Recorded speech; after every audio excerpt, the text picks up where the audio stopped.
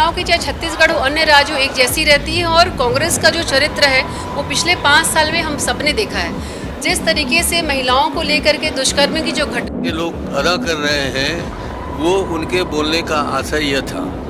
हम तो उनके विपक्ष की भूमिका निभा ही रहे हैं, उनका विरोध भी कर रहे हैं, मगर उनने कभी ऐसी अपेक्षा नहीं की होगी। कांग्रेस पार्टी आज मुद्दा विहीन है। प्रदेश में कानून व्यवस्था का राज है और पुलिस प्रशासन लगातार अपराध और अपराधियों पर त्वरित कार्रवाई। देखिए, इसको थोड़ा सा डिटेल में मैं बताऊंगा। पिछली सरकार भूपेश बघेल की सरकार थी, उसने पूरे 5 साल में लगभग 50,000 करोड़ का कर्ज लिया, जिसमें अगर जीएसटी उभरते, जिसको तथाकथित तौर पर नक्सलियों का गढ़ कहा जाता था, और 40 सालों के बाद वहाँ पर तिरंगा फहराया गया है। अभी हमारे सुरक्षा बल के जवान वहाँ पहुँचे हैं। और वीडियो आपत्तिजनक वीडियो था, जिसको लेकर तरह तरह से भारतीय जनता पार्टी के कार्यकर्ता आरोप लगा रहे हैं। इसको देखते समझते हुए मैंने 2/8/2023 को इसकी पहली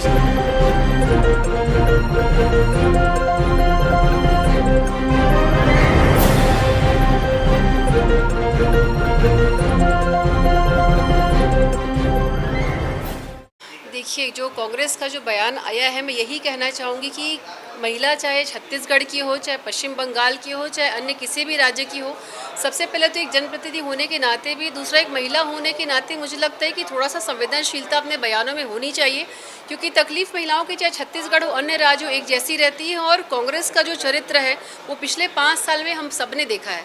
जिस तरीके से महिलाओं को लेकर के दुष्कर्म की जो घटनाएं पिछले 5 साल में छत्तीसगढ़ में हुई हैं, चाहे वो राखी के दिन की मैं बात करूं या शिक्षक दिवस की बात करूं या एसपी कार्यालय के पास में जो पार्किंग में जो घटना हुई थी, मैं उस घटना की बात करूं, लगातार पिछले 5 साल में छत्तीसगढ़ अपराध का गढ़ बन गया। तो मुझे लगता है कि किसी दूसरे पे इनको कमेंट करने के पहले कांग्रेस वालों को खुद पे देखना चाहिए कि कानून व्यवस्था किस तरीके से छत्तीसगढ़ में रही है। वीडियो आपत्तिजनक वीडियो था, जिसको लेकर तरह तरह से भारतीय जनता पार्टी के कार्यकर्ता आरोप लगा रहे हैं। इसको देखते समझते हुए मैंने 2/8/2023 को इसकी पहली शिकायत की थी, उसके बाद 29/1/2024 को दूसरी शिकायत की थी। लेकिन इतने दिनों के बावजूद भी अभी तक पुलिस के द्वारा उस सीडी की, कथित सीडी की स्पष्टता नहीं आने के कारण मैंने आज माननीय मुख्यमंत्री से भेंट की, सदन के दौरान भेंट की और माननीय मुख्यमंत्री से ये अनुरोध किया। पूर्व में भी एक मंत्री की कथित एक सीडी वायरल की गई थी, जिस ऐसा उनका आशय नहीं था।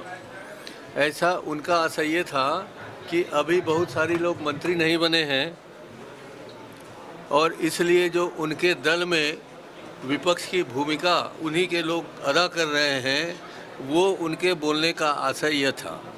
हम तो उनके विपक्ष की भूमिका निभा ही रहे हैं, उनका विरोध भी कर रहे हैं, मगर उनने कभी ऐसी अपेक्षा नहीं की होगी कि उनके ही पार्टी के लोग विपक्ष की भूमिका निभाएं और विपक्ष के विधायक के रूप में उनसे बर्ताव करें, उनसे व्यवहार करें।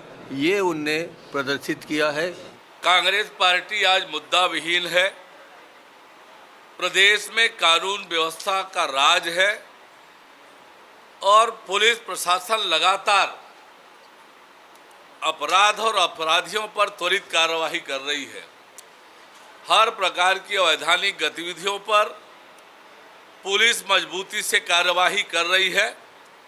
आज कांग्रेस पार्टी मुद्दा विहीन है और सामने लोकसभा चुनाव को देखते हुए जनता का ध्यान भटकाने के लिए इस प्रकार से अनावश्यक मुद्दे कांग्रेस पार्टी उठा रही है। देखिए, इस पूरे सत्र में जो एक बात देखने को मिली, एक तो ये सत्र नए विधानसभा का था, नई सरकार बनी है, पर ये पूरा जो सत्र है वो ऐसा लग रहा था जैसे विधवा विलाप चल रहा हो। वो गले मुर्दे उखाड़े जा रहे थे, हर चीज़ के बारे में जांच। कहीं अगर कुत्ता भी मरा है तो बोले सीबीआई जांच होनी चाहिए कि कुत्ता क्यों मरा है। तो ये मुझे ऐसा लगता है कि पुराने गले मुर्दे उखाड़ने के लिए ही और सरकार जांच किसके ऊपर बैठा रही है? वही अधिकारी उनके साथ काम कर रहे हैं जो अधिकारी काम कर रहे थे। तो आखिर सरकार का काम है कि उन अधिकारियों से काम लेना, अपनी नीतियों को, अपनी योजनाओं को कहाँ भ्रष्टाचार हुआ कहाँ नहीं हुआ, अभी उनकी सरकार है, दिखेगा। तीन महीने बाद हम लोग इसी संसद पे आएंगे, किसी जांच का कोई नतीजा नहीं निकलेगा। ये केवल एक दबाव बनाने की राजनीति है और कुछ नहीं है। हमने ये एक भवन का मामला नहीं, हमने शासन के संज्ञान में अन्य चीजें भी लाई हैं। आरंग के अंदर भी इसी टाइप का कब्जा हुआ, उसको भी हमने उठाया, सरकार के संज्ञान में लेकर के आए। एक पूर्व मंत्री ने भी एमएलए रेस्ट हाउस के सामने घास की जमीन पर कब्जा करके सरकारी तंत्र के पैसे का दुरुपयोग किया गया, जिसको सरगुजा हाउस के नाम पर जानते हैं। हमने उसके ऊपर भी माननीय मुख्यमंत्री जी और मंत्री जी से कहा है कि उसके ऊपर भी शासकीकरण करके उसके कब्जा करके शासन को अपने अधीन लेना चाहिए। देखिए, इसको थोड़ा सा डिटेल में मैं बताऊंगा। पिछली सरकार भूपेश बघेल की सरकार थी, उसने पूरे 5 साल में लगभग 50,000 करोड़ का कर्ज लिया, जिसमें अगर जीएसटी को हटा दें, जो केंद्र सरकार का लोन के रूप में सहयोग रहता है और जीएसटी का जो सहयोग रहता है, अगर उसको हटा दें तो लगभग 40,000 करोड़ का कर्ज होगा, जो कि अगर 5 साल में डिवाइड करें तो हर साल के हिसाब से 8,000 करोड़ के आसपास बनता है। उस समय पूरे सत्र के दौरान कोविड काल भी आया। कोविड काल में केंद्र सरकार ने ये कहा कि भाई आप लोन ले सकते हैं और लोन लेके अपने काम को पूरा कर सकते हैं। ये सिचुएशन रहा 5 साल के अंतर्गत। ये पिछले जब भारतीय जनता पार्टी विपक्ष में थी तो ये पूरे छत्तीसगढ़ में परसेप्शन बनाया कि भूपेश बघेल की सरकार कर्ज ले लेकर छत्तीसगढ़ को डुबा दी है। मैं आपको बताना चाहूँगा कि सिर्फ 41,000 करोड़ का कर्ज टोटल 5 साल में हुआ और पर साल 8,000 करोड़ का कर्ज होता है।